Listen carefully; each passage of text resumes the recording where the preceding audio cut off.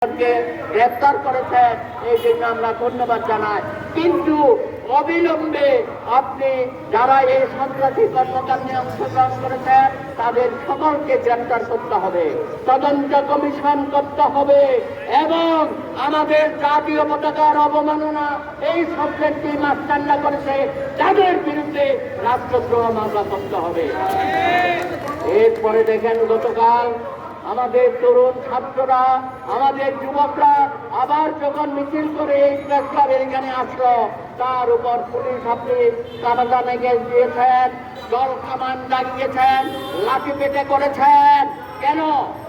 কি অন্যায় তারা করেছে? আপনার পেটুয়া বাহিনীকে আবার ব্যবহার করছেন।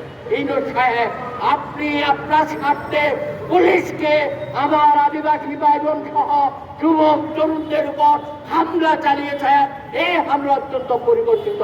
গতকালও আপনি এখানে রক্তাক্ত করেছেন।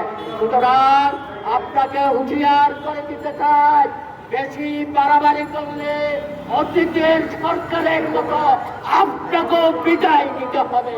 বাংলাদেশে কেউ বাড়াবাড়ি করে জনগণের বিরুদ্ধে দাঁড়িয়ে, জনস্বার্থের বিরুদ্ধে দাঁড়ালে কেউ আপনাকে রেহাই দেবে না।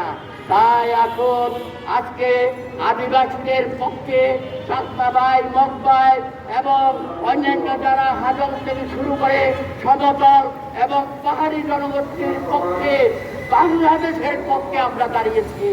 আমরা এখানে দাঁড়িয়েছি শুধুমাত্র তাদের পক্ষে না, সারা বাংলাদেশের জনগোষ্ঠীর পক্ষে আমরা দাঁড়িয়েছি। আগামী দিনে বাংলাদেশ একটি গণতান্ত্রিক মানবিক রাষ্ট্র হবে, এখানে মানবতা প্রতিষ্ঠিত হবে। আপনি সংবিধান নিয়ে খেলা করছেন, আগুন নিয়ে খেলবেন না। রাষ্ট্রের চায়ের মূলনীতি মুক্তিযুদ্ধের মধ্য দিয়ে যেটা আমরা পেয়েছি, সেই চার মূলনীতিকে বাদ দেওয়ার ষড়যন্ত্র করবেন না। ধর্ম নিরপেক্ষতা, সমাজতন্ত্র বাদ দিয়ে বাংলাদেশ হয় না, মুক্তিযুদ্ধ হয় না। বহুত্ববাদের কথা বলে মানুষকে ধোঁকা দেওয়ার চেষ্টা করবেন না।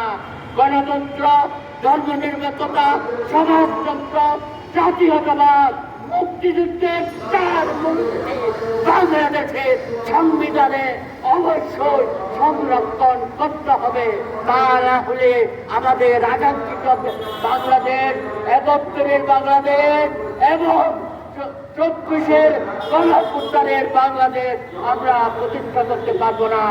আদিবাসী ভাই বোনদের যে দাবি দেওয়া অবিলম্বে মেনে নেন, পার্বত্য শান্তি চুক্তি অবিলম্বে বাস্তবায়িত করেন, কার্যকর করেন।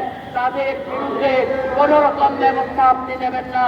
আবার সেখানকার মা বোন, তরুণ তরুণী, যুব সমাজের বিরুদ্ধে তাদেরকে হত্যাকাণ্ডের স্বীকার করবেন না। আবার সেনাবাহিনী যারা সেখানে আছেন শান্তি রক্ষায়, তারও শরীর অশান্তি সৃষ্টি করেন।